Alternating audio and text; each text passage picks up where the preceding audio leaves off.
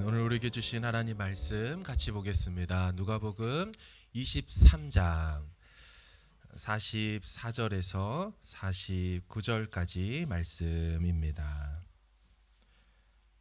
누가복음 23장의 44절에서 49절까지입니다. 우리 한 절씩 교독하도록 하겠습니다. 제가 먼저 읽도록 하겠습니다. 때가 제6시쯤 되어 해가 빛을 잃고 온 땅에 어둠이 임하여 제9시까지 계속하며 예수께서 큰 소리로 불러 이르시되 아버지 내 영혼을 아버지 손에 부탁하나이다 하고 이 말씀을 하신 후 숨지시니라.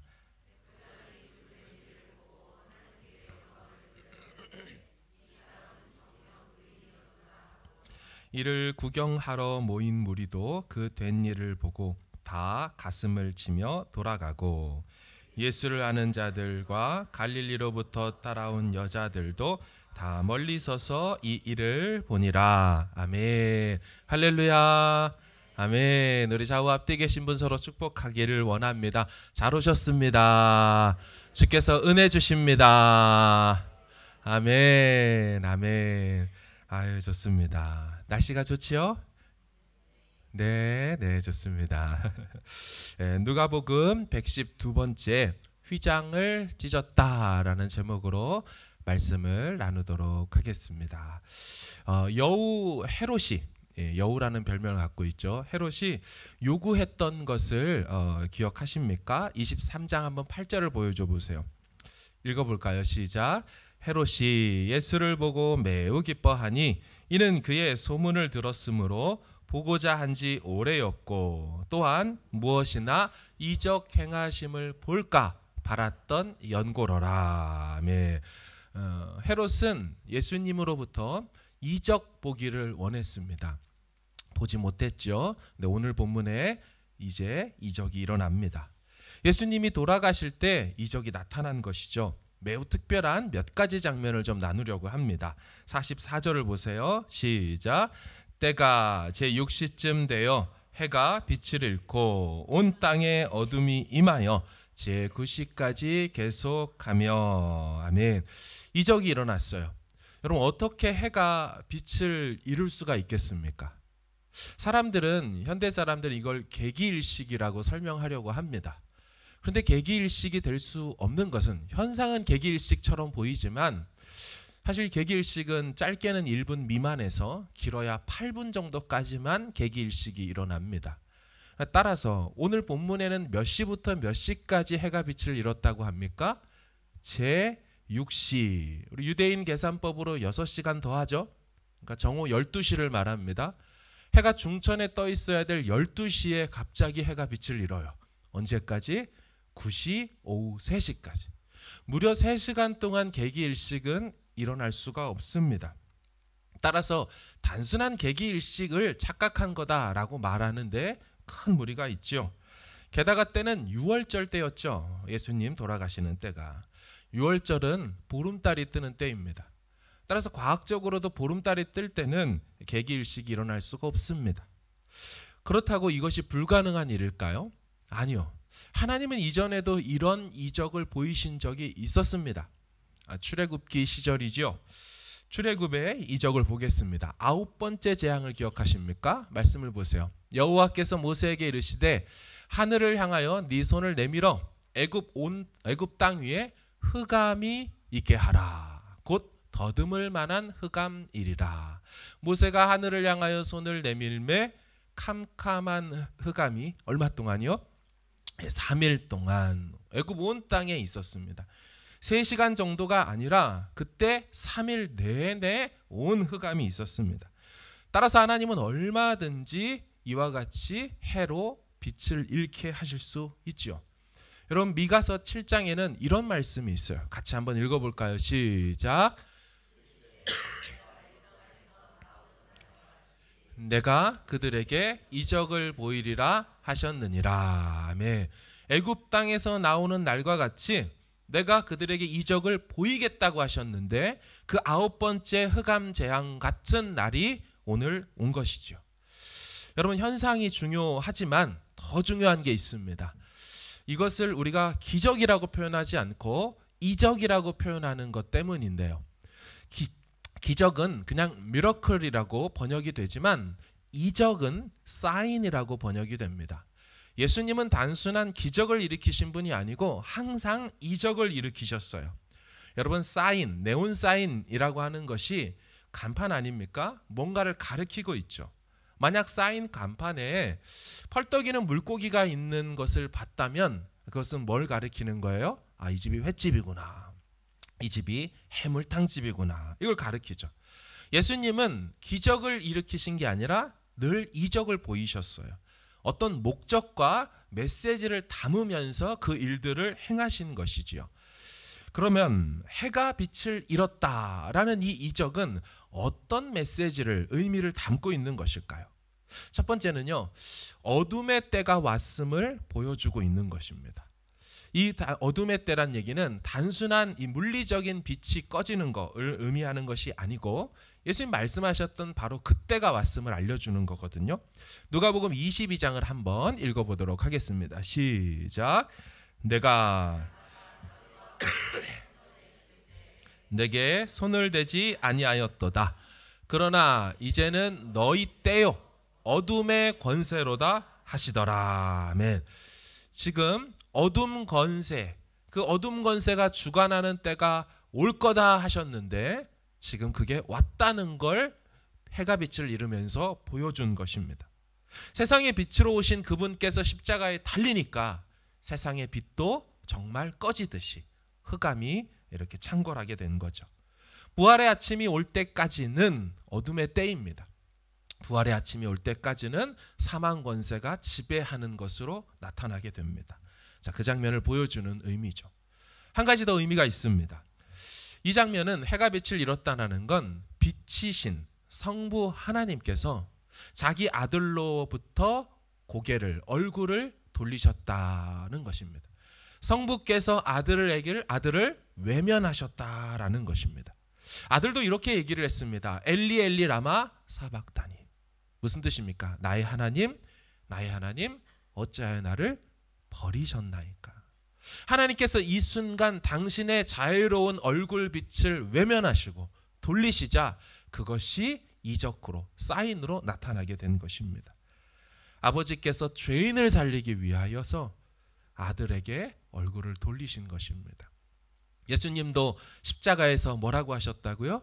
나의 하나님, 나의 하나님, 어찌하여 나를 버리셨나이까. 여러분, 예수님은 보통 하나님 그분을 뭐라고 부르셨습니까? 아버지라고 불러오셨어요. 그 아버지라고 부르는 것 때문에 유대인들이 늘 신성모독이라고 공격해왔죠. 어찌 네가 사람으로서 하나님을 아버지라고 부를 수 있겠느냐. 그렇게 늘 아버지라 부르시던 그분을 십자가에 달리셔서는 아버지라 부르지를 못합니다. 인간의 대표로 한낱 인간으로서 그 자리에 섰기 때문이지요. 모든 죄를 자신의 육체에 퍼부으시고 사망의 저주를 다 퍼부으시고 나의 하나님이라고밖에 부를 수 없는, 심판하시는 그분 앞에 죄된 인간의 대표로서 서 있는 장면. 그래서 나의 하나님, 나의 하나님이라고 부를 수밖에 없었죠. 하나님께서 아들에게 얼굴을 돌리셨다. 그것이 빛을 잃는 것으로 나타난 거죠. 세 번째 의미가 있습니다. 이 해가 빛을 잃었다라는 것은 구약에 예언되었던 그 예언이 지금 성취되는 순간임을 드러내고 있는 장면입니다. 아모스 8장 9절에 이런 말씀이 있었어요. 보세요. 주 여호와의 말씀이니라. 그날에 내가 해를 대낮에 지게 하여 백주의 땅을 캄캄하게 하며. 그렇죠. 그날이 올 건데, 대속의 날, 구원의 날, 여호와의 날, 그 운명의 날 둠데이가 올 건데 그때 그날이 왔음을 알리는 표징이 있다. 무엇이냐? 대낮에 해를 지게 하겠다. 백주 대낮에 땅을 캄캄하게 하겠다. 오늘 하늘에서 빛이, 해가 힘을 잃은 것, 바로 그날이 왔음을 보여주는 거죠. 이것만이 아닙니다. 요엘서 2장 10절도 보세요. 그 앞에서 땅이 진동하며 하늘이 떨며 해와 달이 캄캄하며 별들이 빛을 거두도다.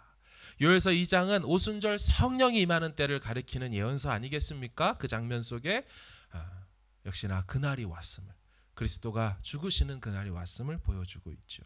선지자를 통해 예언되었던 그날이 도래하고 인류에게 죄를 속할 길이 왔다라는 것을 보여주는 장면입니다. 정리하면 해가 빛을 잃었다라는 첫 번째 이적의 사인, 의미는 뭡니까? 어둠 권세가 창궐했어요. 어둠의 때가 왔어요. 사탄과 죄와 죽음과 사망이 지배하는 때가 지금 하이라이트로 아주 강렬하게 치닫고 있죠. 그래서 아들 그 예수까지 죽게 되는, 죽을 수밖에 없는 그런 날이 온 거예요. 또 한 가지는 뭡니까? 하나님께서 우리 살리시겠다고 당신의 아들을 외면해 버리신 거예요. 아들 아닌 우리를 살리시겠다고 참 아들을 버리셨다라는 것을 보여주는 거죠. 그리고 구원의 날이 왔음을, 예언이 성취됐음을 보여주는 겁니다. 자, 그런가 하면 여러분 두 번째 이적도 발생하게 됩니다. 그것은 휘장이 찢어졌다라는 것입니다. 우리 23장 45절 한번 읽어볼까요? 시작. 성소의 휘장이 한가운데가 찢어지더라. 아멘. 여러분 언제 이 휘장이 찢어졌을까요? 오늘 시간을 보여주고 있는데 우리 마태복음으로서 한번 좀 해석을 좀 볼까요? 27장 보여줘 보세요. 제6시로부터 온 땅에 어둠이 임하여 제9시까지 계속되더니, 자, 어둠이 제9시까지 됐죠? 제9시쯤에 9시가 다 됐습니다. 예수께서 첫 번째로 크게 소리 질러 이르시되 엘리 엘리 라마 사박다니 하시니 이는 곧 나의 하나님 나의 하나님 어찌하여 나를 버리셨나이까 하는 뜻이라. 두 번째로 다시 크게 소리 지릅니다. 50절 예수께서 다시 크게 소리 지르시고 영혼이 떠나시니라. 이에 성소 휘장이 위로부터 아래까지 찢어져 둘이 되었다.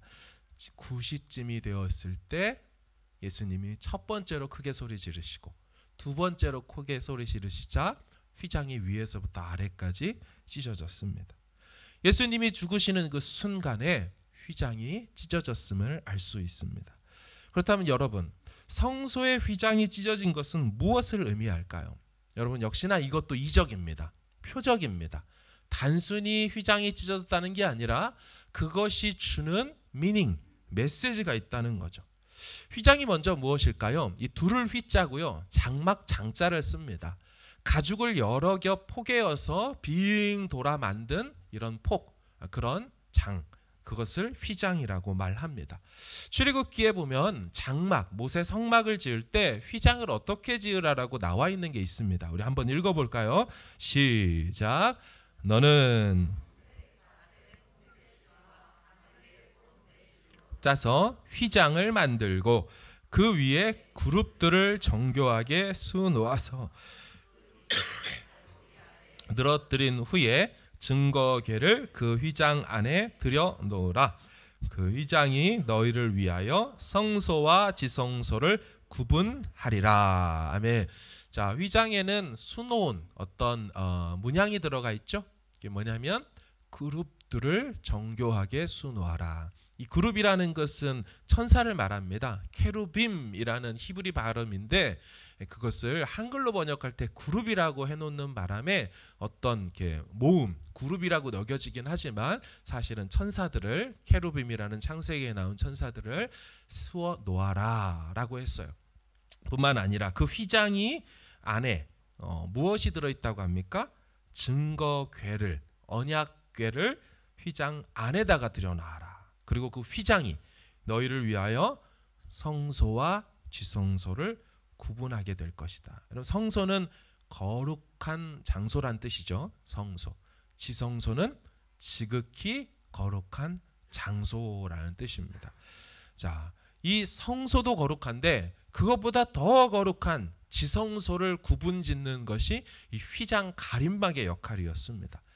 그림을 좀 가지고 왔습니다. 모세의 성막을 좀 보시면 가운데 베일이라고 하는 게 보입니까? 그렇죠? 성막의 우편 쪽에 거기가 성소고 저 위쪽으로 올라가는 쪽이 지성소인데 그 가운데를 이제 베일, 휘장이 가리고 있습니다. 한 장을 더 보여주시면 아까 것은 저거는 이제 모세 성막이고요. 이건 솔로몬의 성전 안에 있는 건데 역시나 똑같죠. 구성은 똑같습니다. 가운데에 베일이라고 하는 게 있고 그것에 오른쪽 왼쪽으로 동과 서로 이렇게 나눠져서 성소와 지성소가 있습니다. 여러분 저 성소회는 제사장들이 순서에 따라서 하루에도 2번씩 들어가곤 했습니다. 상번제라고 하죠. 일상의 예배. 이 상번제를 아침과 저녁에 제사장들이 드렸죠. 그 성소에 들어가서 향을 피우거나 진설병 떡을 올리거나 물리는 일들을 늘 했습니다. 하지만 지성소라는 곳에는 아무나 들어갈 수가 없었죠. 누구만 들어갔습니까? 대제사장이 들어갔어요. 언제 들어갔습니까? 대속죄일이라고 알려진 그들의 달력, 유대 달력으로 7월 10날에만 들어갔습니다. 1년 중에 아무나 들어갈 수 없고 딱 정한 날에만 들어가고 정해진 규례를 행해야 했습니다. 가서도 하는 행동이 있었습니다. 2종류의 이 제물을 잡았습니다. 숫송아지를 잡아서 그 피를 손가락으로 찍어 속죄소의 위와 앞에 한 번씩 뿌려서 7번을 뿌립니다. 두 번째로는 염소를 잡아 그 피를 또 똑같이 손가락에 묻혀서 7번을 뿌리게 되었습니다. 왜 이 속죄소라는 곳에 지성소에 들어가 피를 뿌려야 했을까요? 여러분 속죄소는요 그 이름 자체가 의미를 갖고 있어요. 이 속자가 갑치를 속자입니다. 죄자는 죄 아시죠? 소는 장소고요. 그러니까 속죄소라는 것은 죄값이 치러지는 장소를 의미하게 됩니다. 죄가 용서가 되어지는 것, 죄 용서가 일어나는 장소가 바로 이 속죄소입니다. 그래서 이 속죄소에 다른 이름이 있습니다. 그게 mercy seat라고 합니다. 은혜의 보좌, 자비의 좌석 이라는 뜻을 갖고 있어요. 한자말로는 우리가 그걸 시은좌라고도 합니다. 시은좌, 베풀 시, 은혜 은, 자리 좌자. 은혜가 베풀어지는 장소예요. 왜냐하면 죄를 용서해주고 죄값이 치러지는 장소니까요. 이스라엘 백성들이 죄를 졌는데 송아지와 염소의 피로 말미암아 그들이 죽음으로 이스라엘이 죽지 않게 되어지는 그 죄 용서가 일어나는 장소, 그게 바로 속죄소라는 것입니다. 근데 이 속죄소는요 언약궤 전체를 말하는 게 아니었습니다. 언약궤 상자가 있으면 그 언약궤 상자 위 뚜껑, 덮개, 커버를 속죄소라고 불렀습니다. 은혜가 임하는 장소, 이게 바로 언약궤 뚜껑이었어요. 한 가지 특별한 것은 이 속죄소에서 죄만 용서되는 것이 아니고 그 위에서 하나님이 임재하신다고 하고요. 바로 그곳에서 하나님의 음성도 들려온다라고 성경이 말하고 있어요. 모세가 하나님의 음성을 어디서 들었냐면 그 언약궤 뚜껑 위에서 음성이 나타나서 들려서 마치 거기 스피커가 달린 것처럼 하나님이 그곳에 임해서 거기서 모세에게 직접 말씀을 들려주셨어요. 자, 출애굽기 25장을 한번 보세요. 속죄소를 궤 위에 얹고, 자 언약궤 증거궤 위에다가 속죄소라는 은혜의 죄가 용서되는 그 장소, 그 커버를 얹고 내가 너에게 줄 증거판을, 이제 십계명이죠, 그걸 언약궤 안에 넣어라. 거기서 내가 너와 만나는 장소가 바로 이 속죄소죠. 속죄소 위, 자 뚜껑 위, 곧 증거궤 위에 있는 두 그룹, 이게 그룹이 그런 뜻 아니라 그랬죠. 케루빔이라는 천사예요. 그 두 천사들 사이에서 내가 이스라엘 자손을 위하여 너에게 명령할 모든 일을 너에게 이르리라. 자, 하나님의 음성, 명령들이 어디서 나온다는 거예요? 증거궤 위에 커버, 뚜껑, 바로 속죄소에서 하나님의 음성이 들려온다라고 말합니다. 정리하면 여러분, 속죄소는 일반적인 곳이 절대 아니라는 걸 알 수 있죠. 죄 용서가 일어나는 곳이에요. 하나님의 임재가 있는 곳이고 하나님이 찾아와 나타나고 만나주는 곳이고 하나님의 음성이 정확히 들려오는 그 출발점이 바로 이 언약궤 뚜껑 위인 속죄소였습니다. 따라서 여러분, 이 대제사장은 1년에 한 번 지성소에 들어가더라도 속죄소 뚜껑, 그러니까 언약궤 뚜껑을 쳐다도 볼 수 없었습니다. 하나님이 거기 임재하시고 하나님의 음성이 들려오는 곳이라 정말 거룩하고 특별한 곳이라 대제사장도 감히 뚜껑을 쳐다볼 수가 없었어요. 자, 우리 레위기 16장 12, 13절을 보세요. 자, 그럼 어떻게 못 보게 했냐? 향로를 가져다가, 우리 향이 있죠? 그 향이 나는 이 노쇠 그릇, 이 향로를 가져다가 여호와 앞 제단 위에서, 이 제단이 놋제단이 바깥쪽에 있잖아요. 거기에 가서 향로로 가져가서 피운 불을, 거기 숯이 있을 거예요. 그렇죠? 여호와의 불, 그 숯을 그 향로에다가 넣습니다. 그럼 뜨거운 숯불이 있죠. 그걸 가지고 곱게 간 향기로운 향을 두 손에 채워 가지고 휘장 안으로 이제 들어갑니다. 막 뜨거운 숯불은 있죠. 향가루는 손에 있어요. 그리고 13절 여호와 앞에서 분향하여 이제 향을 태우라는 거죠. 그래서 딱 넣으면은 향이 쫙 타오를 때 그 향연으로 연기가 가득하겠죠. 증거계 위 속죄소를 어떻게 하래요? 가리게 하래요. 그러니까 대속죄일에 들어가서 송아지와 염소의 피를 7번씩 뿌려도 대제사장이 그 속죄소를 볼 수 있어요, 없어요? 볼 수 없습니다. 보면은 큰일 나는 거예요. 보세요. 가리게 할지니 그리하면 그가 죽지 아니할 것이며. 반대로 말하면 뭡니까? 향으로 제대로 가려놓지 않고 감히 대제사장이 속죄소 뚜껑을 받다가는 곧 하나님을 본 것과 똑같기 때문에 그의 생명을 잃게 된다라는 것입니다. 그러니까 얼마나 이 지성소라는 곳이 두려운 곳입니까? 함부로 들어갈 수도 없고 한 번 1년에 들어가더라도 힐끗이라도 받다가는 하나님의 진노를 받아 그 자리에서 즉사하게 됩니다. 실제로 종종 죽었던 일이 생겼던 것으로 보입니다. 그래서 그가 대제사장이 안에서 죽었나 안 죽었나를 알 수 있도록 아예 대제사장의 옷을 만들 때 특별한 장치, 도구를 달아놓으라고 했죠. 그것이 무엇입니까? 방울을 달아놨어요. 금방울을 달아놨습니다. 자, 출애굽기 28장을 한번 보세요. 그 옷 가장자리로 돌아가며, 그 옷의 끝에 가장자리로 돌아가며 청색, 자색, 홍색 실로 성류를 수놓아라. 그리고 금방울을, 은방울을 안 쓰입니다. 금방울을 간격으로 두어 달되 그 옷 가장자리로 돌아가며 한 금방울 한 성류 문양, 한 금방울 한 성류가 있게 하라. 35절 아론이 입고 여호와를 섬기러 성소에 들어갈 때와 성소에서 다하고 나올 때에 그 소리가 들릴 것이라. 그리하면 그가 죽지 아니하리라.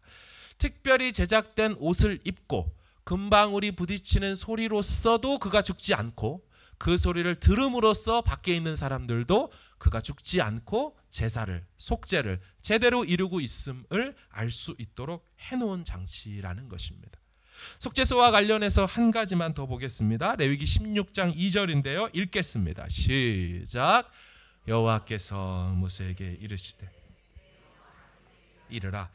성소의 휘장 안 법궤 위 속죄소 앞에 아무 때나 들어오지 말라.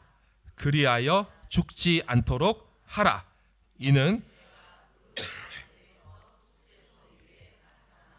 아멘. 자, 대제사장 제1대 대제사장 아론에게 모세가 뭐라고 말하라고 합니까? 속죄소에 아무 때나 들어오지 말아라.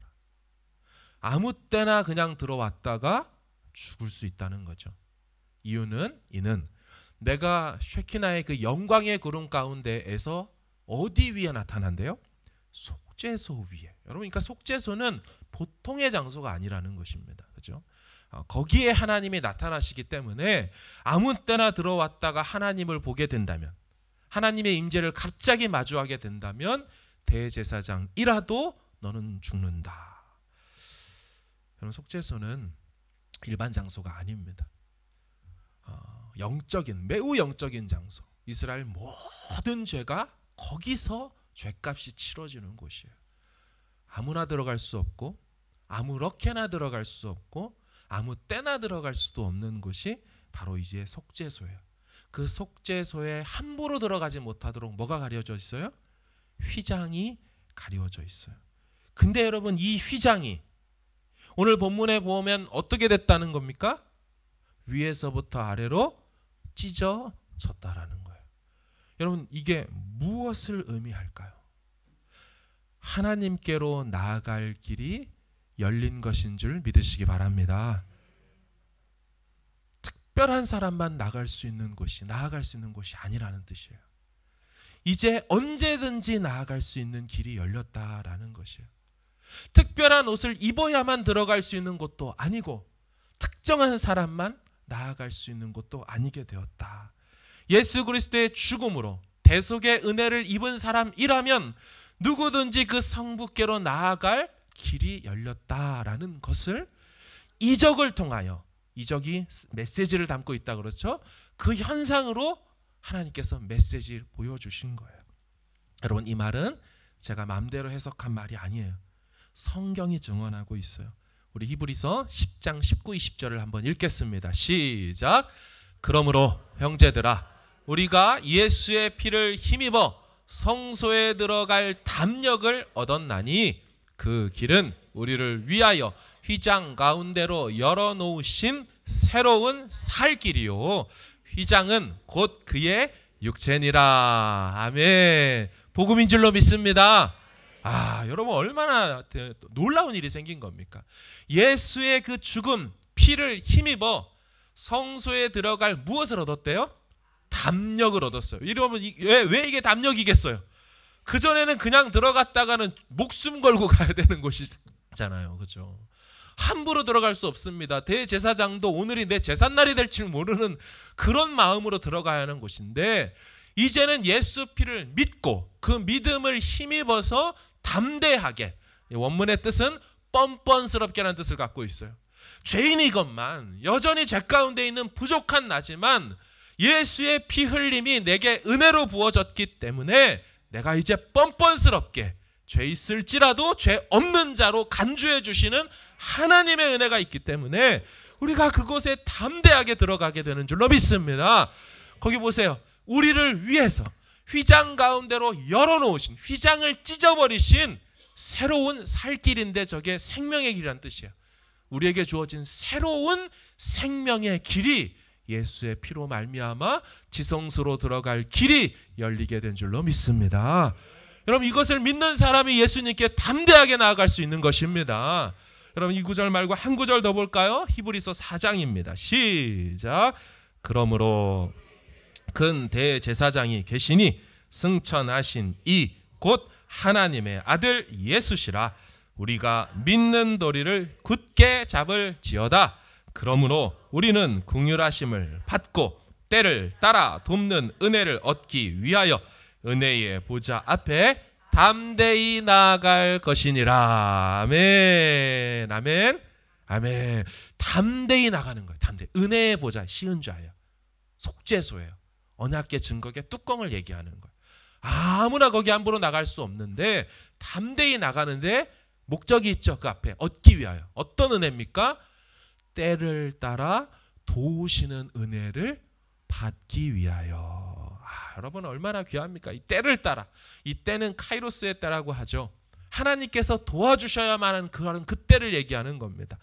하나님이 꼭 도와주셔야 될 그때, 하나님이 우리 가정 돌봐주시고 역사해 줘야 될 우리 자녀에게, 우리 가정에 위한 이 귀한 때, 꼭 하나님이 도와주셔야 되는 그때 돕는 은혜가 그곳에 있으니 너희는 어떻게 나아가라? 담대히 언제든지 주님 앞에 나아가 엎드리면 되는 줄로 믿습니다. 하나님이 도와주시겠다고 약속하신 거예요. 예전에는 너 들어오지 마, 너도 들어오지 마, 자격이 없어, 다 거절하셨는데 이제는 휘장을 당신께서 찢으시고 누구나 아무나 그리스도 안에서 믿는 도리를 붙들고 나온다면 다 들어올 수 있다라고 말씀하셨습니다. 14절 보세요. 그러므로 우리에게 누가 있대요? 큰 대제사장이 계시니. 옛날 이스라엘 구약 백성들에게는 인간 제사장이 있었죠. 근데 그 제사장 중에 자기 순서가 온 대제사장이 있었는데 거기다가 강조 하나 더 했어요.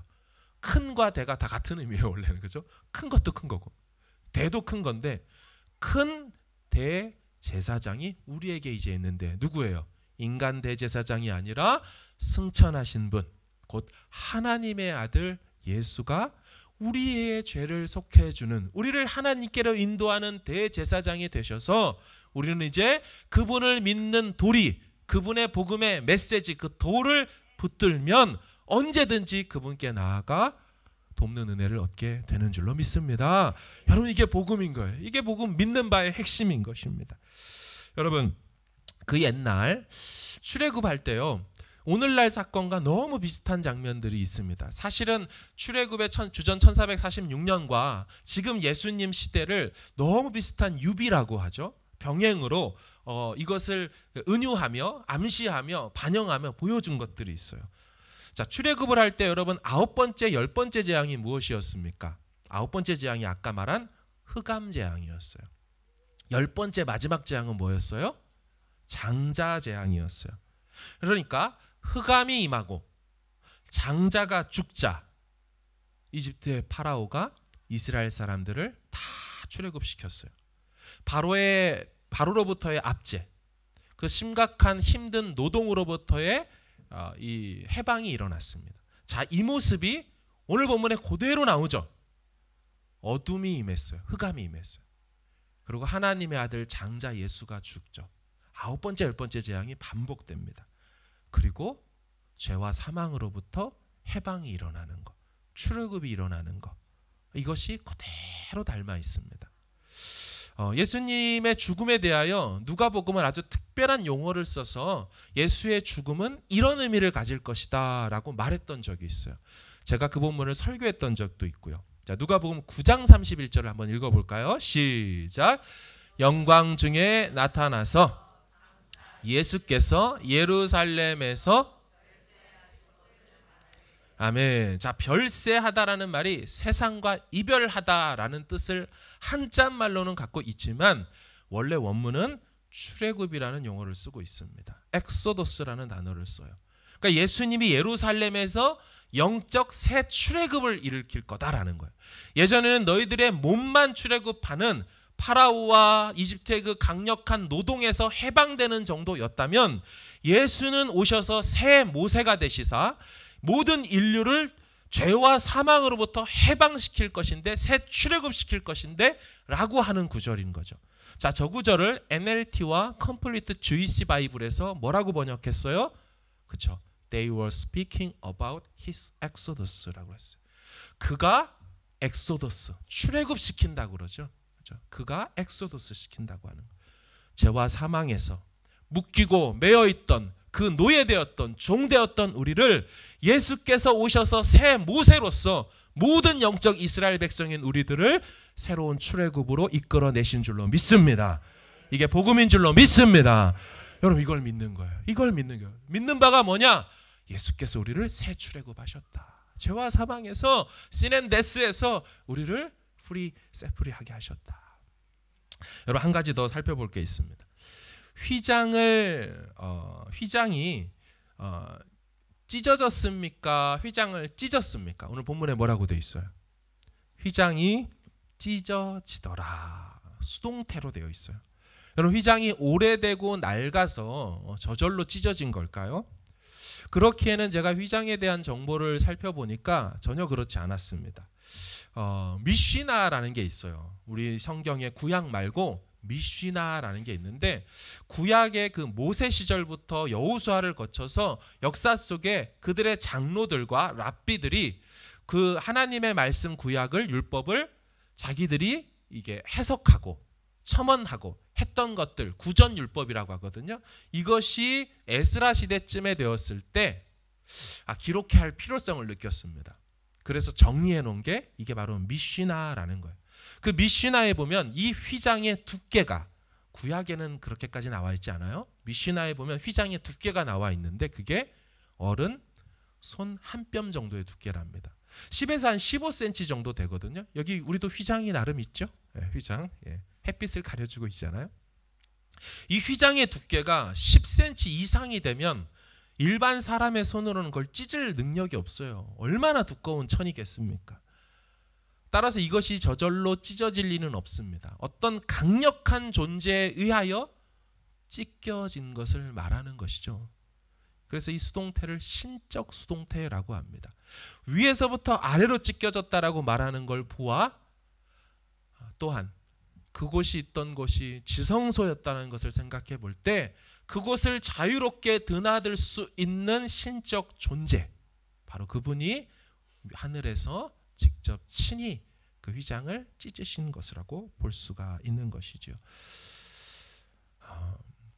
하늘에 계신 그분께서 당신에게 나아올 수 없는 죄인 인간들을 다 받아들이시겠다고, 이제 내가 가려놓은 가림막을 내가 이제 스스로 찢겠다고 하며 위에서부터 아래로 찢어 놓으신 것이에요. 여러분, 이게 얼마나 감사한 일입니까? 아무나 갈 수 없고 누구라도 우리 중에 하나님 앞에 감히 나와 설 수 없고 예배할 수 없는데, 우리가 이렇게 나와 하나님을 찬송하고 하나님을 아버지라 예수 그리스도의 힘을 힘입어서 그분의 이름으로 기도할 수 있는 모든 것이 그분의 손길로 휘장을 찢게 된 결과인 것입니다. 사랑하는 여러분, 우리의 참 삶이라는 게 얼마나 죄가 많습니까? 하나님 앞에 생각하는 것마다 또 계획하는 것마다 어려서부터 악하고 자기밖에 모르는 참 모난 인생들이건만, 하나님께서 그 죄인들을 아들을 죽여서 그렇게 다 받아들이시겠다고 친히 휘장을 찢으셨어요. 요즘 예능에서요, 한국의 프로그램에서 유행하는 표현이 있습니다. 유행하는 표현 혹시 들어보셨을까요? 찢었다라는 표현이 있어요. 무대를 찢었다 들어보셨어요? 무대를 찢는다. 주로 가수나 이 댄서들이 무대 위에서 어마어마한 퍼포먼스를 이제 보여줄 때 사람들이 말하죠. 와, 무대를 찢었네, 찢었어. 그 의미는 뭡니까? 대단하다, 굉장했다, 보통이 아니었다, 평범하지 않았다, 뭐 이런 표현이 무대를 찢었다. 근데 조금 이게 옛날 분들은 그런 장면을 보면 뭐라고 얘기했냐면 파격적이다 이런 말을 썼습니다. 파격, 깨뜨릴 파, 격식, 격자를 썼어요. 격식을 깨뜨렸다. 오랫동안 있어왔던 어떤 법칙이나 전통들을 깨뜨린 것, 그걸 파격이다라고 말했어요. 이런 의미에서 볼 때 하나님께서도 찢으셨습니다. 먼저 하늘을 찢으셨어요. 마가복음 1장 10절을 보세요. 곧 물에서 올라오실새 하늘이 갈라짐과 성령이 비둘기같이 자기에게 내려오심을 보시더니, 하늘이 갈라졌다라는 말이 오늘 휘장이 찢어졌다라는 단어와 같은 헬라어 단어를 씁니다.